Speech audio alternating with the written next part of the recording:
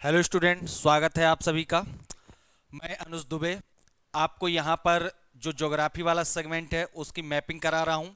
इसके साथ ही जो नीतीश सर हैं हमारे, हिंदी भी आपको पढ़ा रहे हैं, साथ में ये जीएस एवं जीके के साथ हैं। और मैं भी आपकी क्लासों में जीएस एवं जीके के साथ हूँ।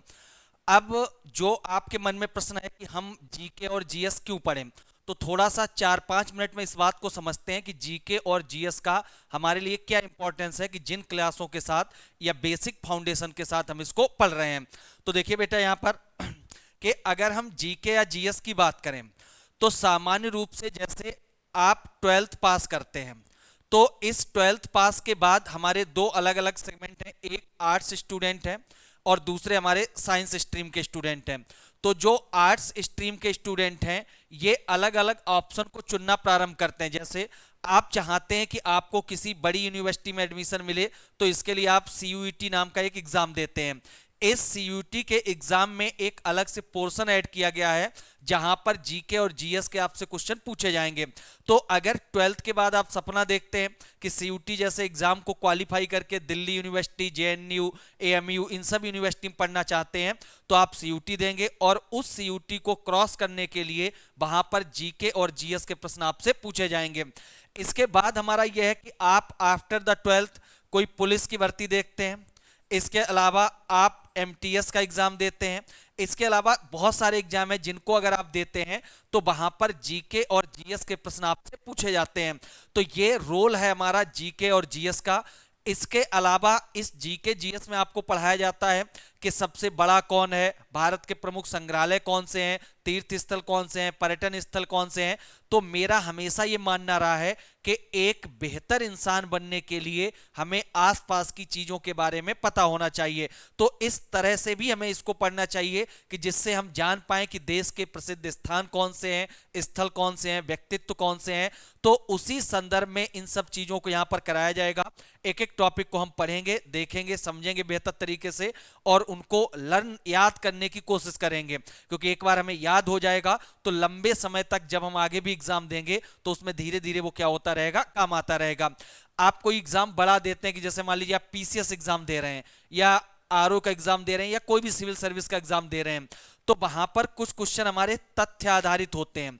तो जो तथ्य आधारित प्रश्न होते हैं उनके लिए भी जीके और जीएस का बहुत महत्व होता है।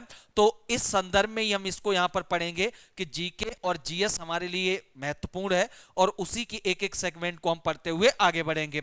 आज बेटा जो हमारा सेगमेंट हम स्टार्ट करने वाले हैं वो है प्रमुख चिन्ह तथा प्रतीक। यानी कि आपने देखा होगा कि सोसाइटी में हमने कुछ चिन्हों का निर्धारण किया है और उन चिन्हों को देखकर आप जान जाते हैं कि ये इस बात को बताना चाह रहा है कि जैसे आप बाइक लेकर जा रहे हैं और रेड लाइट हो गई, तो रेड लाइट होने पर आप अपनी बाइक को रोक देते हैं। क्यों?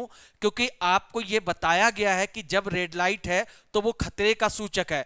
अगर उस समय आप रोड को क्रॉस करोगे तो उधर से आता हुआ वाहन आपको टक्कर मार सकता है और इसके लिए आप खुद ही जिम्मेदार होगे। अब आप खड़े हुए हैं इंतजार में, जब ग्रीन सिग्नल हो जाता है तब आप अपनी बाइक को लेकर बढ़ते हैं आगे की तरफ। तो ये ग्रीन सिग्नल आपके दिमाग में क्या छवि बना रहा है कि अब हमें कोई भी खतरा नहीं है और हम जा सकते हैं आगे की तरफ। तो यही कुछ चिन्ह होते हैं कि जिनके माध्यम से, प्रतीकों के माध्यम से जो मैसेज दिया जा रहा है उस मैसेज को हम समझते हैं और उसी के आधार पर निर्णय लेने की तरफ बढ़ते हैं। तो आइए देखते हैं यहां पर कुछ चिन्ह और प्रतीक दिए गए हैं, उनको एक एक करके हम थोड़ा सा देख लेते हैं। तो पहला जो हमारा प्रतीक चिन्ह है वो है कलम। यानी कि पहले प्रतीक चिन्ह का नाम हमारा क्या है? कलम। अब ये जो हमारा प्रतीक चिन्ह कलम है इसका मतलब हमारा क्या है, तो देखते हैं यहां पर कि कलम का मतलब है कि जब हम लिखना पढ़ना स्टार्ट करते हैं तो आप समझते हैं कि आप एक नए जीवन को बनाने की कोशिश करते हैं। जब बच्चे का शुरुआत में एडमिशन कराया जाता है और जब वो कलम पकड़ना प्रारंभ करता है तो हम कोशिश करते हैं कि उस दिन कुछ बेहतर हो। हम किसी धार्मिक अनुष्ठान को आयोजित करते हैं और उसके माध्यम से उसके भविष्य की कल्पना करते हैं कि अब इसका भविष्य बेहतर हो जाएगा। तो जो कलम हमारा प्रतीक है ये दो चीजों का है, एक तो हमारी है सभ्यता और दूसरा हमारा किसका है? संस्कृति। तो सभ्यता और संस्कृति का जो प्रतीक चिन्ह है वो हमारा कौन सा है? कलम। अब आपके मन में प्रश्न ये आ रहा होगा कि आखिर दो टर्म यहां पर लिखे गए हैं, एक सभ्यता और दूसरा हमारा कौन सा है, संस्कृति। तो ये सभ्यता और संस्कृति का मतलब हमारा क्या है? तो देखिए, सभ्यता का तात्पर्य हमारा होता है भौतिक, यानी कि जो आपको दिखाई दे वो हमारी क्या होती है, सभ्यता। और जो हमारा आपको दिखाई ना दे वो हमारी क्या होती है, संस्कृति। सामान्य रूप से जैसे अगर हम बात करें तो मानव का जो शरीर है वो हमारा क्या है, सभ्यता है। इसके अलावा उसके जो विचार हैं वो हमारी क्या है, संस्कृति है। या हम कह सकते हैं उसकी जो आत्मा है वो आत्मा हमारी क्या है, संस्कृति है। तो सभ्यता का मतलब होता है कि कोई समाज सभ्य हो रहा है। जैसे आप पाते हैं कि मान लीजिए कोई मलिन बस्ती है और उस मलिन बस्ती के स्थान पर पक्के घरों को बना दिया गया। तो जब पक्के घर बन जाते हैं तो हम कहते हैं कि यहां पर सभ्यता का विकास हो रहा है। लोग सभ्य कैसे हो रहे हैं, ढकी हुई नालियां हैं, सभी के घर में टॉयलेट बने हुए हैं, पक्के घर हैं, इलेक्ट्रिसिटी की व्यवस्था है। तो ये सभ्यता के विकास का हमारा क्या है, क्रम है। जैसे हम एक और उदाहरण लेते हैं, आपने पढ़ा होगा हड़प्पा सभ्यता। हड़प्पा सभ्यता यानी कि जब हम प्राचीन भारत पढ़ते हैं तो वहां पर पढ़ाया जाता है हड़प्पा सभ्यता। तो जब हम हड़प्पा सभ्यता को देखते हैं तो हम पाते हैं कि वहां के कई सारे अवशेष हमें मिल रहे हैं। जैसे वहां पर कहीं आपको बिंदी का अवशेष मिल रहा है, कहीं पर आपको ये जो पक्के मकान है इनका अवशेष मिल रहा है, लिपस्टिक का अवशेष मिल रहा है। तो ये सब हमें क्या बता रहा है कि इन भौतिक चीजों के माध्यम से उस समय के जो लोग थे वो अपने जीवन में इनका प्रयोग करते थे। अब संस्कृति हमारी क्या है, तो जैसे मान लीजिए कोई धार्मिक ग्रंथ लिखा गया, जैसे उदाहरण ले लेते हैं रामायण। तो रामायण क्या करती है, ये हमारे विचारों में परिवर्तन लाती है। इसके अलावा जो खान पान है वो भी हमारी क्या है, संस्कृति है। यानी कि अगर हम उत्तर भारत में हैं तो यहां पर जोर दिया जाता है कि आप शाकाहारी रहिए। तो शाकाहारी रहना हमारा किसका परिचायक है, संस्कृति का परिचायक है। तो आपको क्या याद रखना है कि अगर कहीं पर प्रतीक चिन्ह के रूप में कलम निशान को दिया गया है तो इस कलम निशान का मतलब क्या है कि ये वहां की सभ्यता और संस्कृति को क्या कर रहा है, बता रहा है या उसके परिचय को प्रदान कर रहा है। तो आपको पहला याद रखना है, लिख लेना है कि हमारा प्रतीक चिन्ह कौन सा है, कलम। और कलम किसका प्रतीक चिन्ह है, तो सभ्यता एवं संस्कृति का हमारा प्रतीक चिन्ह कौन सा है, कलम। बाकी आप याद रखिए कि सभ्यता मानव शरीर को बता रही है, उदाहरण के तौर पर लें, और जो संस्कृति है वो उसकी आत्मा को क्या करती है, बताती है, उसका द्योतक है। तो यहां पर आप समझ गए कि भौतिक चीजों के माध्यम से जब हम बढ़ते हैं, जैसे ताजमहल, अन्य चीजें, लाल किला, ये सब हमारे सभ्यता के विकास के क्रम का हिस्सा हैं। हम कच्चे मकान से पक्के मकान में आए, पक्के मकान से हमने और भौतिक सुविधाओं को इकट्ठा किया। तो जब हम दो अलग अलग फेज को देखेंगे तो हम पाएंगे कि सभ्यता का विकास यहां से यहां तक हुआ है। अब इसी क्रम में आपको तमाम सांस्कृतिक परिवर्तन मिलेंगे कि जैसे मान लीजिए कि हमारे यहां पर नवदुर्गा, एक और सांस्कृतिक परिवर्तन हुआ कि महाराष्ट्र में जो हमारे त्योहार मनाए जाते थे जैसे गणेश उत्सव, अब उसका विस्तार हमारा कहां तक हो रहा है, उत्तर भारत तक। तो ये क्या हो रहा है कि संस्कृति के स्तर पर, विचारों के स्तर पर इसका बड़ा क्षेत्र बन रहा है। तो भाई हमारा संस्कृति का क्या है, परिचायक या द्योतक है। तो यहां पर आपको याद रखना है कि कलम प्रतीक चिन्ह है जो सभ्यता और संस्कृति का हमारा क्या है, प्रतीक है। ठीक, तो आपको लिख लीजिए कलम, उसके आगे लिख लीजिए सभ्यता एवं संस्कृति। आइए अगला, अगला हमारा है कमल का फूल, यानी इसको हम लिख सकते हैं कमल। तो देखिए कमल किसका हमारा है, अगर हम कमल की बात करें तो ये भी सेम हमारा किसका है, सभ्यता एवं संस्कृति। तो सभ्यता एवं संस्कृति के लिए हम दो अलग अलग प्रतीक चिन्हों का प्रयोग करते हैं। एक तो हमारी है कलम और दूसरा हमारा कौन सा है, कमल। तो दोनों सिमिलर ही नाम है लगभग हमारे, एक कलम है और दूसरा हमारा क्या है, कमल है। तो आपको याद रखना है कि जो हमारा कमल पुष्प है ये किसका प्रतीक चिन्ह है, तो हमारी सभ्यता एवं संस्कृति का क्या है, प्रतीक चिन्ह है। बाकी भी आप जानते हैं कि ये ब्रह्मा जी से जुड़ा हुआ है और हमारे हिंदू धर्म में सृष्टि का जिसको जनक कहते हैं वो हमारे कौन है, ब्रह्मा जी, यानी कि त्रिदेव हमारे यहाँ पर हैं। तो शिव संहारक हैं, विष्णु पालक हैं और ब्रह्मा हमारे क्या हैं, जनक हैं। तो ब्रह्मा जी से भी जुड़ा हुआ है और उसी के साथ सभ्यता के विकास का क्रम हमें देखने को मिलता है, संस्कृति के विकास का क्रम भी देखने को मिलता है। तो कमल भी किसका प्रतीक चिन्ह है, सभ्यता एवं संस्कृति का हमारा प्रतीक चिन्ह है। तो लिख लीजिए हमारा कमल और उसके आगे भी आपको क्या लिखना है, सभ्यता एवं संस्कृति। ठीक, आगे बात समझ। चलिए बढ़ते हैं अगला। अब इसके बाद आपको दिया गया है कि कि यहां पर क्रॉस बना हुआ है इस तरीके से।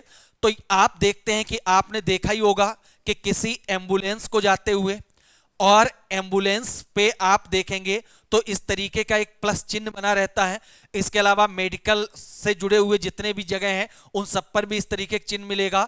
तो ये हमें क्या बता रहा है, यानी कि अगर कहीं पर मेडिकल रिलेटेड चीजें हैं, स्वास्थ्य संबंधी चीजें हैं, तो वहां पर आपको देखने को मिलेगा इस प्लस इस तरीके से। तो ये किसका प्रतीक चिन्ह है हमारा, यानी कि जो मेडिकल और स्वास्थ्य से संबंधित चीजें होती हैं उनका हमारा क्या है, प्रतीक चिन्ह है।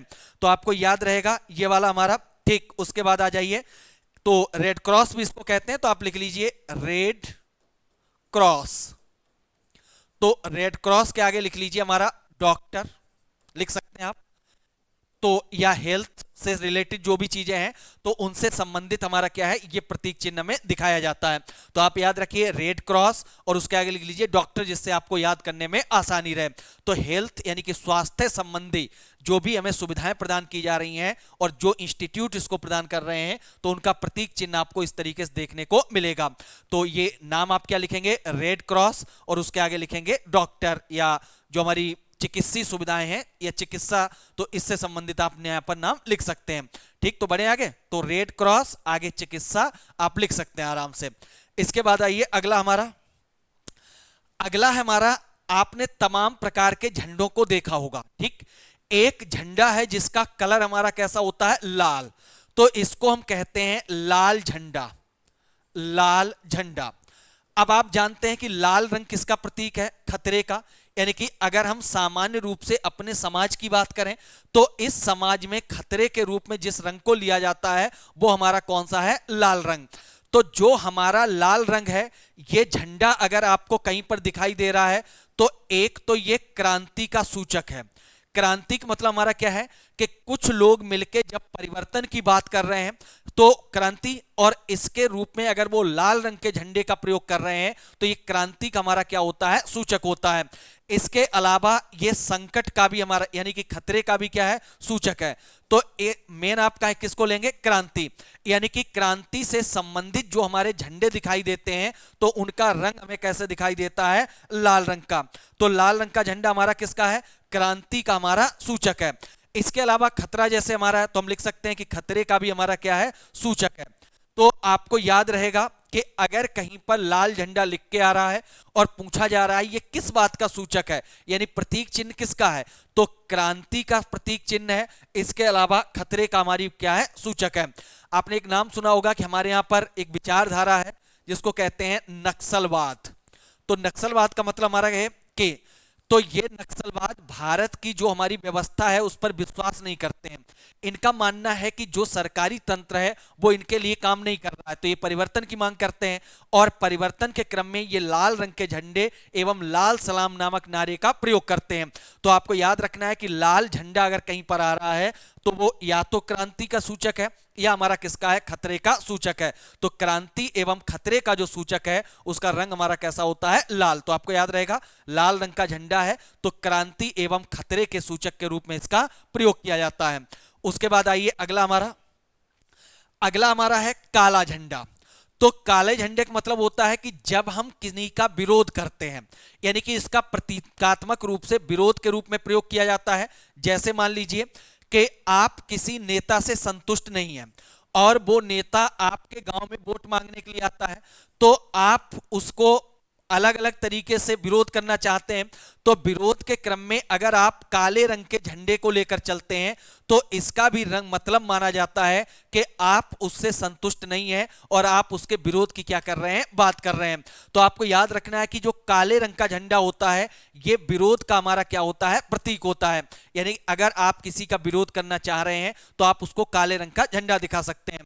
भारतीय लोकतंत्र में आप देखते हैं कि कई सारे नेताओं के साथ ऐसा होता है कि जब वो कहीं पर मीटिंग करने, रैली करने, मिलने के लिए जाते हैं तो लोग प्रतीक के रूप में काले झंडे लेकर आ जाते हैं। और काले झंडे का मतलब हमारा यह है कि हम आपसे संतुष्ट नहीं हैं, आपकी व्यवस्था से संतुष्ट नहीं है, आपके कार्यों से संतुष्ट नहीं है, तो हम काले झंडे के साथ अपने विरोध प्रदर्शन को क्या कर रहे हैं, दर्ज कर रहे हैं। तो यह प्रतीक चिन्ह है हमारा किसका, कि जब कोई किसी व्यक्ति के प्रति विरोध का भाव दर्शाता है तो किस झंडे के माध्यम से दर्शाता है? काले रंग के झंडे के माध्यम से दर्शाता है। तो आपको याद रहेगा बेटा, काले रंग का झंडा हमारा किसका है? तो ये विरोध का हमारा क्या होता है? प्रतीक होता है। अब इस लिख लिया आपने, काले रंग का झंडा है हमारा, तो ये किसका प्रतीक है? विरोध का हमारा प्रतीक है। इसके बाद आ जाइए हमारा अगला, ये है हमारे सफेद कबूतर। सफेद कबूतर, तो सफेद रंग आप जानते हैं कि शांति का ही हमारा प्रतीक होता है, क्योंकि बड़ा सोबर कलर माना जाता है शांति का प्रतीक के रूप में।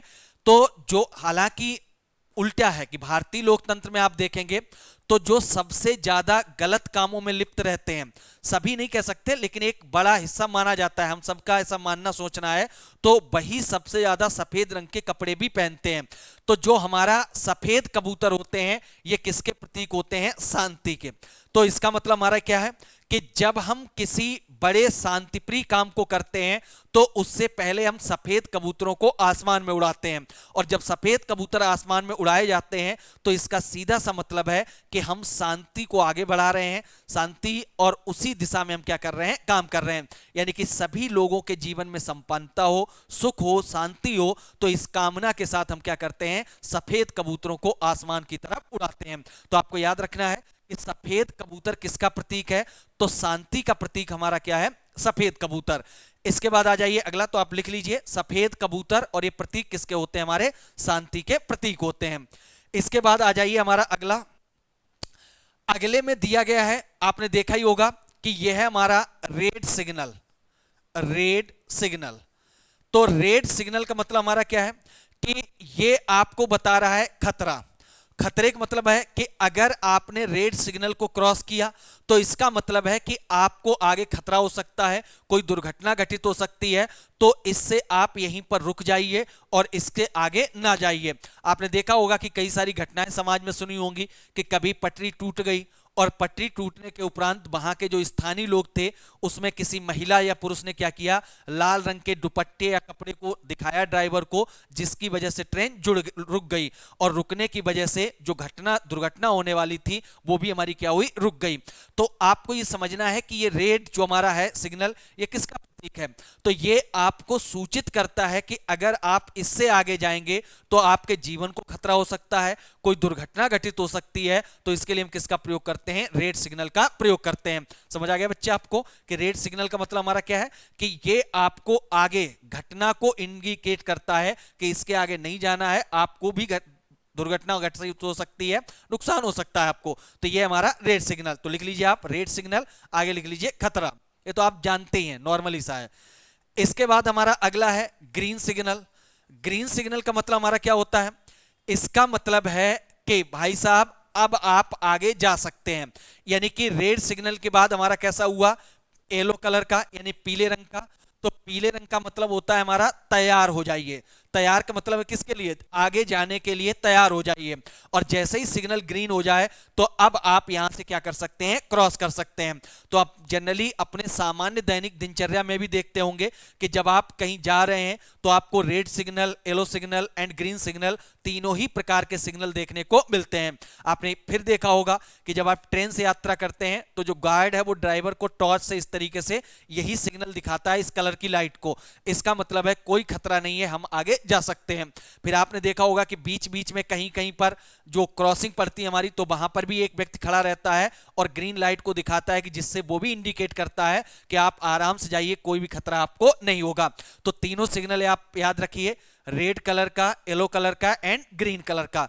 तो उम्मीद है आप लिख लिए। लाल का मतलब क्या है? आगे ना जाइए। येलो का मतलब क्या है? तैयार हो जाइए। पीले का मतलब है तैयार हो जाइए। और ग्रीन का मतलब है कि आप जाइए, अब आपको कोई भी खतरा नहीं है। तो रहेंगे तीनों याद। ठीक, इसके बाद आगे देखते हैं हम। अगला यहां पर दिया गया है डायग्राम, भले ही साफ ना हो तो आप देखिए ध्यान से, कि यहां पर एक व्यक्ति है और ये व्यक्ति अपने यहां वहां पर एक काली पट्टी को बांधे हुए है। काली पट्टी, किसको बांधे हुए है? काली पट्टी को। अब हमारे मन में यह आता है कि यह व्यक्ति जो काली पट्टी बांधे हुए है, तो इस काली पट्टी का प्रतीकात्मक अर्थ क्या हो सकता है? आपने देखा होगा कि क्रिकेट के दौरान भी कई सारे लोग आते हैं और काली पट्टी को बांधते हैं। तो इस काली पट्टी का मतलब हमारा क्या होता है? कि जब हम शोक व्यक्त कर रहे हो किसी के प्रति, जैसे मान लीजिए कि कोई दुर्घटना घटित हो गई, ठीक, अब जब दुर्घटना घटित हुई और इसमें मान लीजिए 10 से 20 लोग या किसी की भी मृत्यु हो गई, तो उस दौरान हम शोक के रूप में क्या करते हैं, इस काली पट्टी को बांधते हैं और उसके प्रति अपनी संवेदनाओं को व्यक्त करते हैं। तो आपने कई बार देखा होगा कि देश में कई बार आपको ऐसा देखने को मिला होगा कि लोग काली पट्टी बांध के आ रहे हैं, तो इसका मतलब है कि हम अपनी संवेदनाओं को उन लोगों के प्रति व्यक्त कर रहे हैं कि जिनको हताहत हुए हैं या उनको कोई हमारा नुकसान हुआ है। तो आप लिख लीजिए कि वहां पर काली पट्टी और आगे लिख लीजिए शोक संवेदना को व्यक्त करता है, इसका ये प्रतीक चिन्ह के रूप में हमारा। इसके बाद आ जाइए अगला हमारा, अगला आप अच्छे से जानते होंगे, तो यह है न्याय की देवी कहा जाता है इनको। तो न्याय की देवी का मतलब हमारा क्या है कि इनकी आंखों पर बंधी हुई है पट्टी, यानी आप यहां से यहां देखेंगे पट्टी, यानी इनको दिखाई नहीं दे रहा है। दिखाई ना देने का मतलब है कि जो भी व्यक्ति न्याय की प्रक्रिया में शामिल होगा तो वो मान के चलेगा कि हमारे सामने जो लोग भी हैं वो कैसे हैं, समान हैं। इसके बाद यहां पर दिया गया है एक तराजू, तो ये जो तराजू है ये प्रतीक है इस बात का कि हम बराबर हैं और ऊपर नीचे नहीं है। हम किसी के साथ ये नहीं करेंगे कि कोई अमीर व्यक्ति आ गया तो उसका पल्ला भारी कर दिया, कोई गरीब व्यक्ति आया तो उसका पल्ला कमजोर कर दिया, तो ऐसा कुछ भी नहीं है। तो आंखों पर पट्टी और तराजू जो हमारा प्रतीक चिन्ह है, ये न्याय का हमारा प्रतीक चिन्ह है कि हम सभी को एक ही नजर से देखते हैं और बराबर न्याय करते हैं। तो आप लिख लीजिए आंखों पर पट्टी एवं साथ हाथ में तराजू, तो ये किस चीज का प्रतीक चिन्ह है, तो ये न्याय का हमारा क्या है, प्रतीक चिन्ह है। आप जानते हैं कि जैसे भारतीय न्याय व्यवस्था को अगर आप देखेंगे तो वहां पर इसी तरीके की एक लेडी और ये तराजू और पट्टी देखने को मिलेगी। तो इसका मतलब हमारा क्या है, हम किसी को भी नहीं देख रहे हैं, सभी के लिए हमारे लिए बराबर हैं एवं दोनों बैलेंस में हैं। इसका मतलब क्या है कि हम चाहे गरीब हो चाहे अमीर हो, सभी हमारे लिए कैसे हैं, एक समान, और सबको न्याय भी कैसा मिलेगा, बराबर मिलेगा। ठीक, तो आप लिख लीजिए आंखों पर पट्टी और हाथ में तराजू, ये किसका प्रतीक है, तो न्याय का हमारा क्या है, प्रतीक है। इसके बाद आ जाइए अगला, अगला है हमारा, आपने देखा होगा इस तरीके से एक हड्डी बनी हुई है इधर और बीच में एक खोपड़ी रखी हुई है। तो हड्डी और खोपड़ी आपने देखा होगा ये बताता है बिजली के खतरे को, बिजली का खतरा, यानी कि अगर इस तरीके का कहीं पर प्रतीक चिन्ह बना हुआ है तो इसका मतलब है कि यहां पर बिजली का खतरा है और आपको वहां पर नहीं जाना। जैसे मान लीजिए 11,000 वोल्टेज की कोई लाइन है, 240 220 वोल्ट की लाइन है, तो इन सब जगह पर आप ट्रांसफार्मर के पास, खंबे के पास इस तरीके का एक चिन्ह देखते हैं तो ये इंडिकेट करता है कि अब आपको इससे आगे नहीं जाना है, क्योंकि अब आपको खतरा हो सकता है और आपके जो जीवन है उसको भी हानि हो सकती है। तो ये हमारा किसका प्रतीक चिन्ह है, बिजली के खतरे को जो इंडिकेट करता है वो आपको इस तरीके से देखने को मिलेगा। दो हड्डी और बीच में हमारी एक क्या होगी, खोपड़ी। तो हमारी लिख लीजिए इसमें दो हड्डी एवं खोपड़ी, तो किसका प्रतीक चिन्ह है, बिजली के खतरे का। लिख लिया इसको, ठीक, चलिए बढ़िया आगे अगला आते हैं। अगले में हमारा एक इस तरीके से दिया गया है चक्र। ठीक, ये चक्र में बहुत सारी तीलियां हैं और ये चक्र किसका हमारा सूचक होता है, प्रगति का। यानी कि अगर कोई समाज प्रगति कर रहा है या कोई व्यक्ति प्रगति कर रहा है तो उसके साथ चक्र जोड़ दिया जाता है।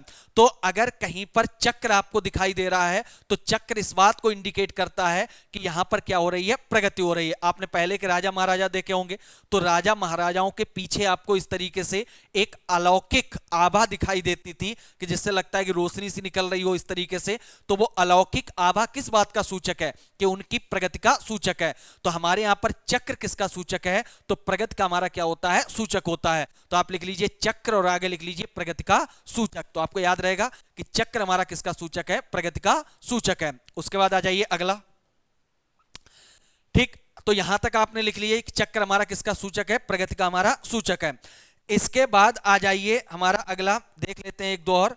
जैसे मान लीजिए कहीं पर आपको दिया गया है सफेद झंडा, सफेद झंडा, तो ये सफेद झंडा हमारा किसका सूचक होता है, ये सूचक है हमारा समर्पण एवं शांति। तो समर्पण एवं शांति का जो सूचक है वो हमारा कौन सा है, सफेद झंडा। जैसे उदाहरण के तौर पे लें कि मान लीजिए कि कोई एक ए सेना है और दूसरी सेना हमारी कौन सी है, बी। अब ए सेना और बी सेना के बीच कोई युद्ध चल रहा है। ठीक, मान लीजिए ये इसका पल्ला भारी है, यानी इसके पास सैनिक ज्यादा हैं, आर्म्स ज्यादा हैं, अस्त्र ज्यादा हैं। अगर इस सेना को लगता है कि वो हार सकती है, तो हारने के दौरान तमाम सारी जन और धन की क्या हो जाएगी, हानि हो जाएगी। तो ऐसी स्थिति में अगर ये सेना इस सेना को सफेद झंडा दिखाती है, तो ये मान लिया जाएगा कि ये समर्पण करना चाहती है, शांति करना चाहती है, या कोई संधि या समझौते को करना चाहती है। तो ये संधि, शांति या समर्पण को जो प्रदर्शित करता है वो हमारा कौन सा है, सफेद झंडा, या इसको हम व्हाइट फ्लैग के नाम से भी जानते हैं। तो आप लिख लीजिए सफेद झंडा, आगे लिखिए समर्पण, शांति और संधि।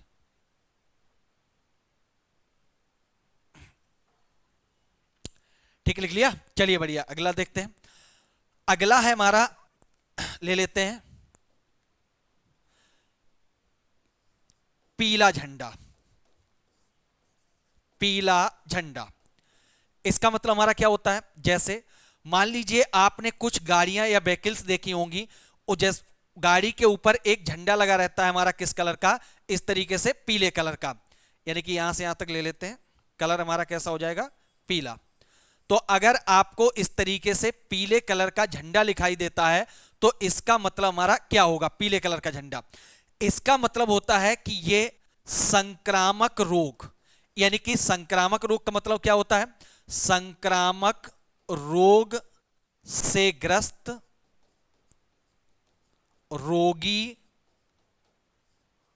को ले जाने के लिए, ले जाने के लिए। तो संक्रामक यानी कि जो रोग हमारे फैल सकते हैं, तो ऐसे रोगियों को ले जाने के लिए हम गाड़ी पर जिस झंडे का प्रयोग करते हैं वो हमारा किस रंग के होता है, पीले रंग का झंडा। तो अगर किसी गाड़ी पर पीले रंग का झंडा लगा है, तो इसका मतलब है कि वो ऐसे रोगियों को ले जा रही है जो संक्रामक रोग से हमारे क्या है, ग्रस्त हैं। तो उससे दूरी बना के रखिए, क्योंकि ये फैलने वाले रोग होते हैं, तो आपको भी ये रोग क्या कर सकता है, प्रभावित कर सकता है। तो लिखिए हमारा पीला झंडा, और आगे लिखिए संक्रामक रोग से ग्रस्त रोगी को ले जाने के लिए।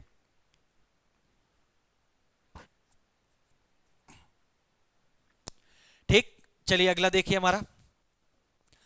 अगला है हमारा उल्टा झंडा। उल्टा झंडा, उल्टे झंडे से मतलब हमारा क्या है कि अगर कोई देश अपने देश के झंडे को उल्टा कर देता है, यानी कि जैसे भारत में 3 कलर हैं और हम जस्ट रिवर्स कर दें, तो ऐसी स्थिति में ये किसका प्रतीक होता है, संकट का। इसका मतलब है कि उस देश पर संकट है, और इस संकट की स्थिति में उसने अपने झंडे को क्या कर दिया है, उल्टा कर दिया है। तो आप लिख लीजिए उल्टा झंडा, प्रतीक हमारा किसका होता है, संकट का। तो लिखिए उल्टा झंडा संकट का प्रतीक।